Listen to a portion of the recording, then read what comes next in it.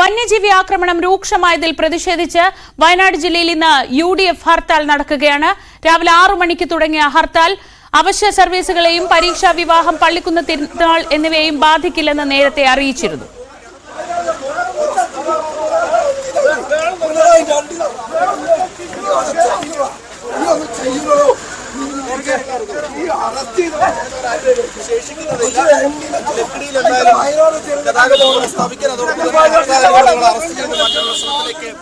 ഓരോ ജീവനുകൾ ദിവസം പൊലിഞ്ഞോണ്ടിരിക്കുക. ഓരോ ദിവസം IFTക്കറിയാ ഈ വയനാടിന് ഏറ്റവും പൾസറിയുന്ന ആളാ.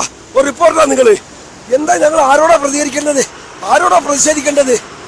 നിരന്തരം ഓരോ ദിവസം നാട്ടിലിറങ്ങിയിട്ട് ആനകള് അല്ലെങ്കിൽ കടുവ നിരന്തരം ആളുകൾ ജീവനെടുത്തോണ്ടിരിക്കുക.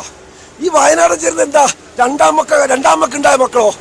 ഇന്നവരെ ഇപ്പൊ 2-3 ജീവനുകൾ അടുത്ത ദിവസം പൊലിഞ്ഞു. ഇന്നവരെ ഒരു മുഖ്യമന്ത്രി അയാൾക്ക് ജില്ലാ സമ്മേളനത്തിലൊക്കെ പോകാൻ സമയമുണ്ട്. ഈ വയനാട്ടിലെ ആ പാവങ്ങളെ വീടുകൾ വരെ സന്ദർശിച്ചിട്ടോ. ഞങ്ങൾ ആരോട് പറയും? ആരോടാണ് ഞങ്ങൾ പറയേണ്ടത്?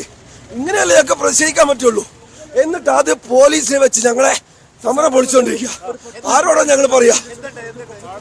ഒരു പ്രശ്നവും സാധാരണ എല്ലാ സമയത്തുണ്ടാകുന്ന പോലെ തന്നെ എല്ലാ ഹർത്താലുകൾക്കും ഞങ്ങൾ 10-15 മിനിറ്റ് പിടിച്ചിട്ട് ഞങ്ങൾ വിടലാണ്. ഇത് ഇന്ന് ആ CI വന്നിട്ട് ഞങ്ങളെ പിടിച്ചു വലിച്ചു കൊണ്ടുപോവാണ് ചെയ്തത്. സമരം പൊളിക്കാൻ വേണ്ടിയിട്ട് CPMന്റെ അച്ചാരം വാങ്ങി വന്നിരിക്കുക അദ്ദേഹം. മായി ഹനീഷ്, രാവിലെ ചുരം തുടങ്ങുന്ന ഭാഗത്താണ് നേരിയ സംഘർഷമൊക്കെ കണ്ടത്. ഇപ്പോൾ ഹർത്താൽ 3-ാം മണിക്കൂറിലേക്ക് കടക്കുമ്പോൾ എങ്ങനെയാണ് പുരോഗമിക്കുന്നത്? എത്രത്തോളം ജനജീവിതത്തെ അത് ബാധിക്കുന്നുണ്ട്?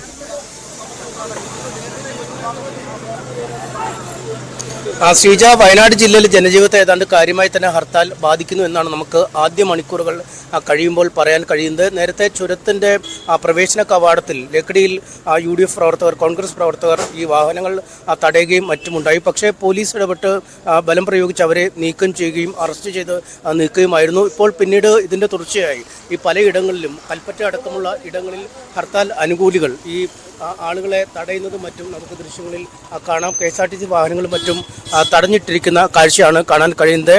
പലയിടങ്ങളിലും ഇത്തരത്തിൽ ഹർത്താൽ അനുകൂലികൾ വാഹനങ്ങൾ തടയുന്നുണ്ട്. നമുക്ക് ആ ദൃശ്യങ്ങളിലേക്ക് തന്നെ പോകാം. ഒരു വാഹനം തടഞ്ഞിട്ടിരിക്കുന്ന ദൃശ്യമാണ് കാണാൻ കഴിയുന്നത്. പോലീസുണ്ട്. പോലീസ്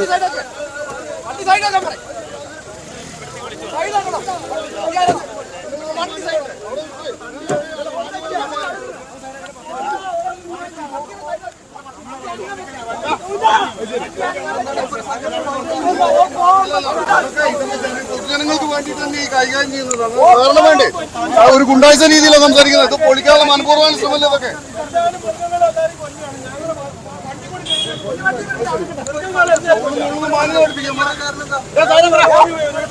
സമരത്തിന് എതിർക്കുന്ന രീതിയിലാണ് നമുക്ക് അനുകൂല നിലപാടുണ്ടെങ്കിൽ ഞങ്ങൾ ഈ പ്രശ്നങ്ങളൊന്നും ഉണ്ടാക്കില്ല.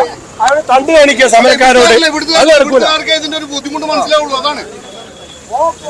അല്ല, ഇത് ജനങ്ങൾക്ക്, പൊതുജനങ്ങൾക്ക് വേണ്ടി ചെയ്യുന്ന ഒരു കാര്യങ്ങളാണ്. ഇത് മനസ്സിലാക്കേണ്ട ഉത്തരവാദിത്വം അവർക്ക് തന്നെയാ. അവര് നമ്മളൊരു ഗുണ്ടായിസം സമരം മനഃപൂർവ്വം പൊളിക്കാനുള്ള ശ്രമം നടത്തുകയാണ്. അപ്പൊ അതിനെതിരെ പ്രതികരിക്കാൻ വേണം. അങ്ങനത്തോരൊന്ന് കാണട്ടെ. ഇവരെന്താ പിണറായിന്റെ അടിയാണോ ഈ KSRTC ഡ്രൈവറെ? ആണോ? ഇതൊന്നും കാണുന്നു കേൾക്കണൊന്നുമില്ലേ? ഈ മൃഗങ്ങളെ ഈ ഉപദ്രവിക്കണ പിണറായി എന്തേലും പറയുന്നുണ്ടോ? പിണറായിന്റെ അടിയാനോ ഓന്? ഓനവിടെ നിൽക്കൂലെന്താ? ഇതൊരു ഷെൽപ്പില്ല. അത്ര ഷെൽപ്പ് ഉണ്ടാക്കിയിട്ടില്ലെങ്കിൽ ഓടണ്ട. ഈ മൃഗങ്ങൾ ഇങ്ങനെ ഉപദ്രവിച്ച നാട്ടുകാരെ എന്നിട്ട് ഇവിടെ വലിയ ആളായിട്ട് നിൽക്കുക. എവിടേക്കാവോ പോണ്ട. ശ്രീജ, ഇതാണ് വാഹനങ്ങൾ തടയുന്നു പ്രവർത്തകർ. രാവിലെ മുതൽ തന്നെ പലയിടങ്ങളിലും തടയുന്നുണ്ടെങ്കിലും ഇപ്പോൾ ഹർത്താൽ അതിൻ്റെ ആദ്യ മണിക്കൂറുകൾ ആകുമ്പോഴേക്ക് ഈ കൂടുതൽ പ്രവർത്തകർ എത്തുന്നത് രാവിലെ ലക്കിടിയിലൊക്കെ നമ്മൾ വളരെ കുറച്ച് പ്രവർത്തകരെയാണ് കണ്ടത്. അതിനുശേഷം കൽപ്പറ്റ നഗരത്തിലാണ് നമ്മളിപ്പോൾ നിൽക്കുന്നത്. ഇവിടെയും വാഹനങ്ങൾ തടയാൻ എത്തിയിരുന്നു. പക്ഷേ ആദ്യ മണിക്കൂറുകളിൽ ഈ വാഹനങ്ങൾ പലതും കടത്തിവിടുന്നുണ്ട്. പലരും പറയുന്നത് ഈ ഹർത്താലിനെ കുറിച്ച് തങ്ങൾക്ക് അറിവില്ല. ഒപ്പം അന്തർ സംസ്ഥാന സർവീസുകളൊക്കെ ഉണ്ട് KSRTCയുടെ. അത് തടഞ്ഞാൽ വയനാട് വരുന്ന ആളുകൾക്ക് മാത്രമല്ല വിനോദസഞ്ചാര മേഖലയിൽ നിന്നുള്ള ആളുകളുണ്ട്.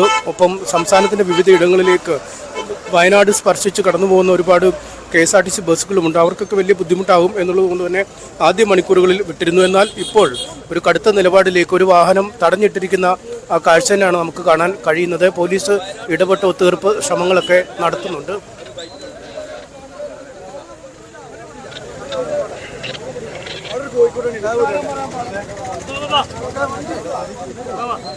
ആ വാഹനം തിരിച്ചു പോവുകയാണ്.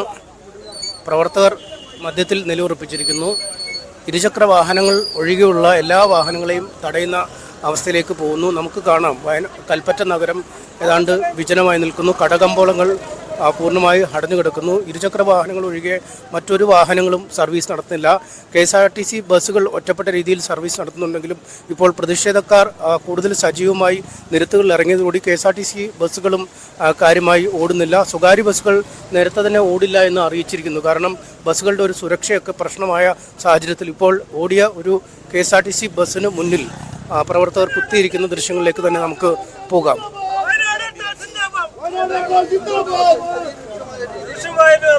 ജനങ്ങളെ ജീവന സ്വത്തിനും സംരക്ഷണം കൊടുക്കാത്ത ഈ ഗവൺമെന്റിന്റെ നിലപാടിനെതിരെയുള്ള സമരം നടത്തുന്ന സമയത്ത് ഇതിനെ നമ്മൾ ഇലക്കുന്ന രീതിയിലുള്ള ചില വണ്ടിക്കാരുടെ മോശമായ കൊണ്ടാണ് ഞങ്ങൾ അല്ലാതെ ഞങ്ങള് അത്യാവശ്യ ഘട്ടങ്ങളിലൊക്കെ വണ്ടി വിടുന്ന രീതിയിൽ ഞങ്ങൾ ചെയ്യുന്നത് സമരം തുടങ്ങിയ ജനങ്ങളോടുള്ള വെല്ലുവിളി തന്നെയാണ്. വാഹനങ്ങൾ കടത്തിവിടുന്നത് നമ്മൾ കാണുന്നുണ്ടായിരുന്നു. പക്ഷേ ഇപ്പോൾ ചില വാഹനങ്ങൾ ഇപ്പോൾ ഒരു വാഹനത്തിന്റെ മുന്നിലിരുന്ന് പ്രവർത്തകൻ കുത്തിയിരുന്ന് മുദ്രാവാക്യം വിളിക്കുന്ന ഒരു കാഴ്ചയാണ്. വാഹനം കടത്തിവിടുന്നത് നമ്മളൊരു പരിധി വരെ വാഹനങ്ങൾ ഇടുന്നുണ്ട്. KSRTC അമിതമായിട്ട് കൂടുതൽ ഞങ്ങളെ സമരം പൊടിക്കുന്നതിന് വേണ്ടിയിട്ടുള്ള ഒരു നിലപാടാണ് എടുക്കുന്നത്. അതിനെതിരായിട്ട് കൊണ്ടാണ് ഞങ്ങൾ ഈ KSRTC തടയുന്നത്. ഇവര് കൽപ്പറ്റ ഗാരേജിൽ പോവുക, അവിടുന്ന് മാനന്തവാടി മറ്റേ പ്രദേശങ്ങളിൽ ബോർഡ് വെച്ച് വരിക, പിന്നെയും വണ്ടി കടത്തിവിടുന്ന രീതിയിലുള്ളത്. അത് ഞങ്ങൾ സമ്മതിക്കൂല. എന്താ വെച്ചാല് ജീവൻ സ്വത്തിനും സംരക്ഷണം കൊടുക്കുന്ന ഈ ഗവൺമെന്റ് നിലപാടിനെതിരെയുള്ള ഈ സമരമാണ്. വനംവകുപ്പ് മന്ത്രി രാജിവെക്കണം. അയാളെ ഒരു സ്ത്രീയെ കടുവ കൊന്ന സമയത്ത് മദ്യവെച്ചിട്ട് സ്റ്റേജിൽ കയറി പാട്ടുപാടി നടക്കേന് ഇങ്ങനത്തെ മന്ത്രിയാണ് നമുക്കുള്ളത്. ഒരു വനംവകുപ്പ് മന്ത്രിയാണെങ്കിൽ ഒരു മരിച്ചെടുക്കുന്ന സ്ത്രീനെ കാണാതെ സ്റ്റേജിൽ കയറിയിട്ട് മദ്യവെച്ച് പാട്ടുപാടി നടക്കേന്. ഇങ്ങനെ ജനങ്ങൾ തെരഞ്ഞെടുത്ത ഒരു MLA മന്ത്രിയായ അയാള് ഈ വയനാടിന് വേണ്ടിയിട്ട് ഈ കാട്ടുമൃഗങ്ങള് മനുഷ്യരെ ആക്രമിക്കുമ്പോൾ അതിന് വേണ്ടി സഹായിക്കല് വേണ്ടത്. അയാൾ പാട്ടുപാടി നടക്കലാണോ ഈ മന്ത്രിയുടെ പണി? ഞങ്ങൾ അതിനൊക്കെ എതിരായിട്ടാണ് ഈ സമരം നടത്തുന്നത്. ഇത് ജീവന സ്വത്തിന് സംരക്ഷണം കൊടുക്കണ്ടേ? ഈ ഗവൺമെന്റാണ് കൊടുക്കേണ്ടത്. കേന്ദ്ര ഗവൺമെന്റിനെ കുറ്റം പറഞ്ഞിട്ട് കാര്യമില്ല. കേരള സർക്കാർ നിലപാടെടുക്കേണ്ട സംഭവമുണ്ട്, അത് ചെയ്യണം. അതിനെതിരായിട്ടാണ് ഞങ്ങൾ ഈ സമരം ചെയ്യുന്നത്. ബസ്സുകളെ കടത്തിവിടില്ല. ഈ ബസ് ഞങ്ങൾ വിടൂല. ഞാൻ അറസ്റ്റ് ചെയ്തിട്ടുവാണെങ്കിൽ വിട്ടോട്ടെ. അതല്ലേ ഞങ്ങൾ എന്തായാലും ഞാൻ ഈ ഇതിന് മുന്നിൽ ഞാൻ നീക്കൂല. സമരം ജനങ്ങൾക്ക് വേണ്ടിയിട്ട് ഈ സമരം നടത്തുന്നത്. അതാണ് അദ്ദേഹം ആ വാഹനത്തിന് മുന്നിൽ നിന്നും എഴുന്നേൽക്കില്ല, വേണമെങ്കിൽ അറസ്റ്റ് ചെയ്ത് നീക്കിക്കോട്ടെ. സർക്കാർ അങ്ങേയറ്റം നിസ്സംഗമായ ഒരു നിലപാടാണ് ഈ വിഷയത്തിൽ സ്വീകരിക്കുന്നത്. കേന്ദ്രത്തെ മാത്രം ഈ വിഷയത്തിൽ പഴിച്ചിട്ട് കാര്യമില്ല എന്നാണ് പറയുന്നത്. എന്തായാലും കൂടുതൽ പ്രവർത്തകർ കൽപ്പറ്റയിലേക്ക് വരും. വ്യവസായികളും വ്യാപാരികളും ഒക്കെ എങ്ങനെയാണ് ഈ ഹർത്താലിനോട് പ്രതികരിക്കുന്നത്? ഇപ്പോ ഈ വാഹന ഗതാഗതത്തെ ഇത് ബാധിച്ചു, ബാക്കിയുള്ള കാര്യങ്ങളെ ബാധിച്ചു തുടങ്ങിയിട്ടുണ്ടോ?